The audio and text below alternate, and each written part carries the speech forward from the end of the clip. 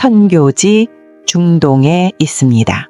여러분들의 기도 소리를 들으며 사역을 하고 있습니다. 놀랍게도 오늘날 중동의 복음에 대한 갈급함이 상당히 많습니다.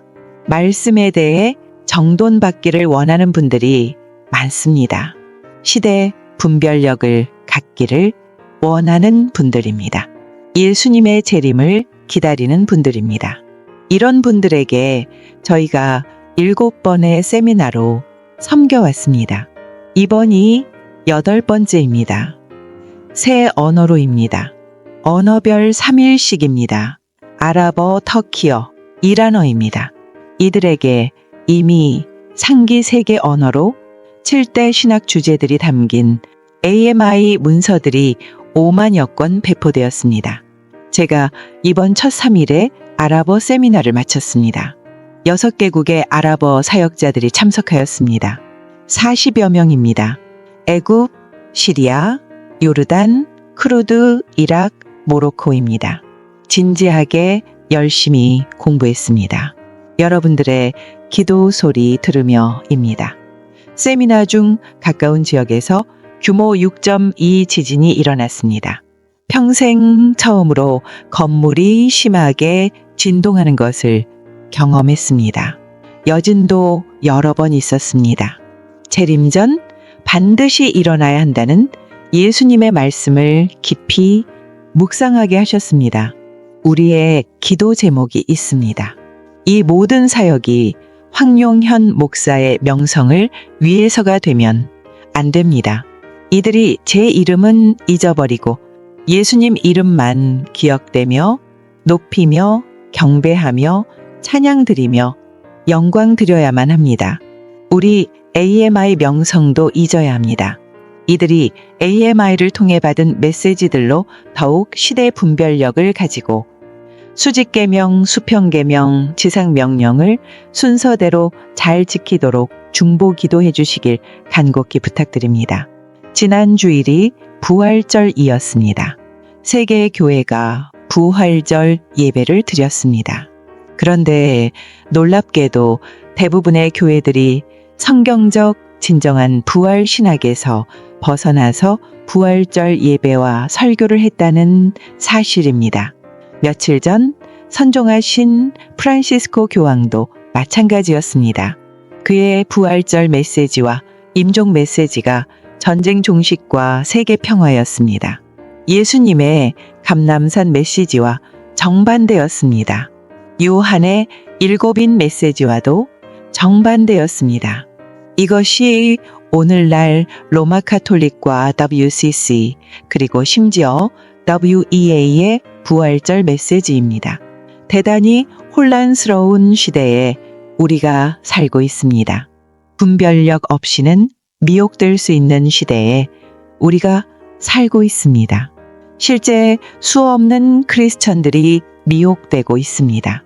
진노의 포도주에 취해 있습니다. 겉으로는 양의 모습이나 용의 말을 하는 자들로부터 속임 당하고 있습니다. 안타깝기 그지 없습니다. 은혜가 없어서입니다. 이들이 예수님의 육체적 부활에 의문을 달거나 왜곡하거나 심지어 부인까지 합니다. 이런 식으로입니다. 이들이 예수님의 육체적 부활을 부인하기 위해 예수님이 역사적 실존 인물인 사실을 부인합니다. 이는 예수님이 실제 육체적으로 이 세상에 존재하지 않았다고 억측합니다.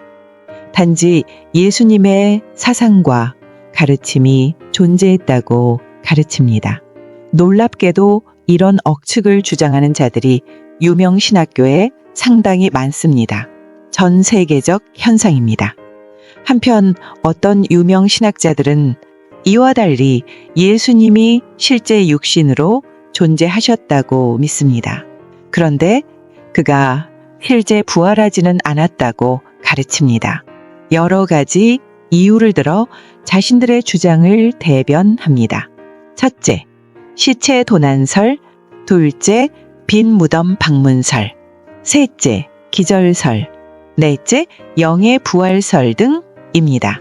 놀랍게도 오늘날 세계 유명 신학교 안에 이런 사상을 가진 신학자들이 상당히 많습니다. 이들의 영향을 받은 한국 신학자들도 상당히 많습니다.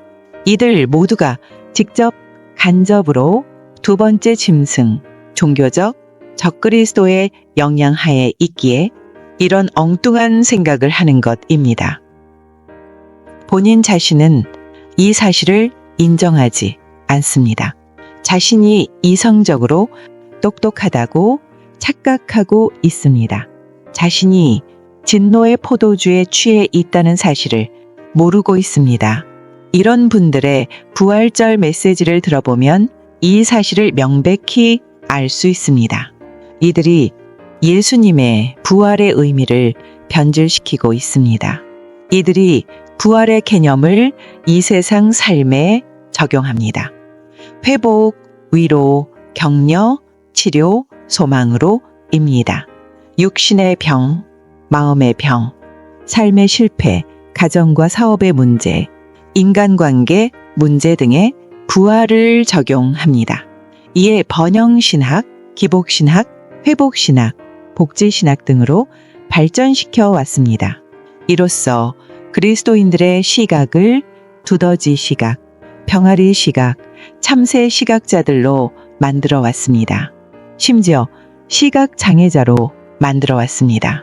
진정한 예수님의 부활에 대한 의미를 변질시키거나 왜곡시키거나 축소시켜 왔습니다. 성도들이 독수리 시각을 가지지 못하게 방해 노릇을 해왔습니다. 독수리 시각자는 은혜로 예수님의 부활 사실을 성경 말씀 그대로 믿습니다. 예수님이 자신이 부활하실 것을 구약에서 이미 예표로 보여주셨다는 사실도 믿습니다. 이는 주전 1500년경 초실절과 주전 800년경 요나 사건에서입니다. 뿐만 아니라 예수님 자신이 직접 이 사실에 대해 말씀하신 것도 믿습니다. 의심하지 않습니다. 토시를 달지 않습니다. 이렇게 예표로 미리 보여주신 대로 실제 부활하시어 빈 무덤이 된 것도 믿습니다. 부활하시어 40일간 사역하셨다는 사실도 믿습니다. 부활하시어 제자들에게 나타나셨다는 사실도 믿습니다. 500여 명에게 나타나셨다는 사실도 믿습니다. 제자들에게 지상사명 5번 내리셨다는 사실도 믿습니다. 승천하셨다는 사실도 믿습니다. 어떻게 같은 크리스천인데 이런 믿음을 가질 수 있나요? 이는 이들이 예수 그리스도의 은혜를 받은 자들이기 때문입니다. 이 은혜는 일방적으로 베푸시는 무료 선물입니다. 이는 자신의 노력이나 선행으로가 아닙니다. 그러므로 예수님의 육체적 부활을 믿지 못하는 자는 바로 이 은혜를 받지 못해서입니다. 바울이 이 은혜를 받은 분이었습니다. 그가 여기에 더하여 독수리 시각자 은혜까지 받았습니다.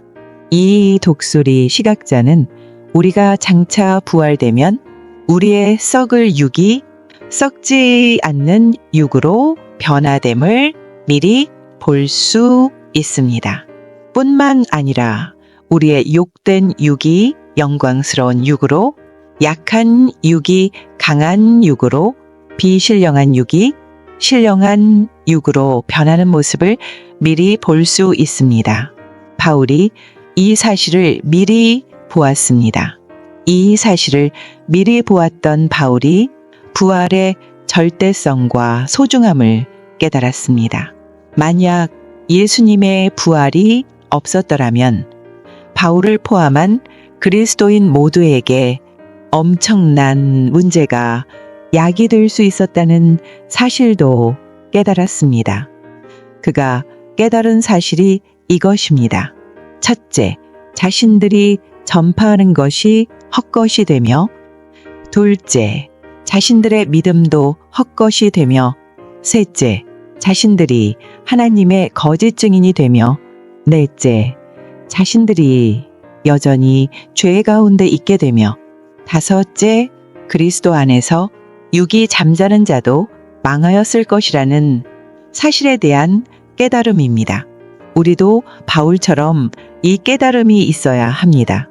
그러므로 우리도 바울처럼 독수리 시각자가 되어야 합니다. 이렇게 우리가 독수리 시각자가 되면 이 부활 사건이 단지 예수님에게만 적용되지 않았음을 보게 됩니다.